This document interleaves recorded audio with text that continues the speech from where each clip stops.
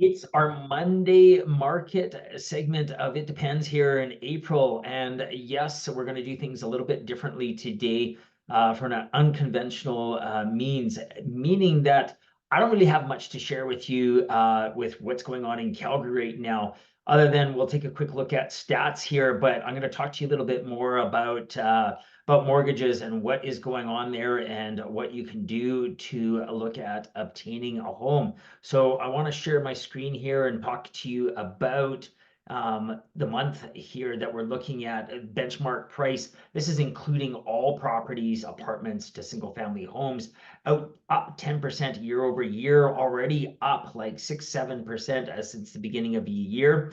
Our sales are up 10%. Our listings, though, this is where we're really suffering right now, and this is really would help to dampen the momentum that's happening in Calgary. Is down 3% versus 4.3% versus this time last year. And causing our inventory levels to drop well over 20%. Our months of supply under 1 month right now. What does that mean to you? It means if given that no inventory were to come on the market within a month, we would have a zero inventory to offer any buyer on the market. And of course, looking at our days on market here, roughly around 20 days in some markets, that's around 17 days. So again, that's down almost 25%. So what does that mean to you? Well, it basically means that as you're going through the whole process, it's important to do a couple of things. Make sure your pre-approval is in place. Get that pre-approval written. There are lenders out there that will have a pre-approval, be able to complete it with you.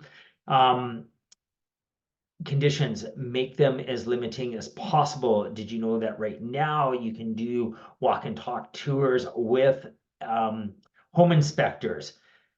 Write a letter about yourself and what you're buying. That's and why you want to buy the property. Try and connect with the seller on an emotional level. Believe it or not, not everybody's doing that. We had a property on the weekend. We had 4 offers in play. Only one provided a letter, and another provided a pre-approval, but nobody provided everything as a package, as it were. So another thing that I might suggest, if you're really having a tough time in certain communities at certain price points, get your agent to write and market, to that community that you're looking to purchase. So don't just be waiting and looking for properties on MLS. Look for homes that are unlisted. They are out there, by the way. So what I really want to talk to you about today are mortgages and things that are happening right now to be aware of. So let's talk about interest rates. Yes, I'm sure that everybody's heard that interest rates are going to be dropping here, likely a drop this month, sometime in June and in September there. For rates to do that, they need to be looking at inflation. Bank of Canada will look at the inflation rate, and as long as it's around 2%, you can expect rates to be dropping here. So that's a positive thing. But the yin to the yang on that is OSFI, the bank regulator, and they are set to announce that there's going to be some lending guidelines, restrictions put in place. So just as it looks like interest rates are going to drop, it may actually get more difficult to obtain a mortgage. So they're going to be looking at the debt servicing on that. What does that mean to you? Well, your mortgage, from what I'm understanding, is that it cannot exceed 4.5 times of what your income is going to be. So something to be aware of coming down the pipeline. So don't wait for mortgage rates, or pardon me, interest rates to be dropping, because this could be the wrench in the road. And probably more limiting could be reverse mortgages. I don't even know what that's going to mean. I mean, if you've got no income and you're looking to get a reverse mortgage, you may end up having to go to a B or a C lender for that, in which case the interest rate is going to be, far exceed what you'd want to pay. But truthfully, I think reverse mortgages are one of the stupidest things that you could do. And if you want to challenge me on it, I'm happy to debate the merits as to why you should never do a reverse mortgage. I'll show you how to enjoy your retirement or your golden years without needing to go down that road.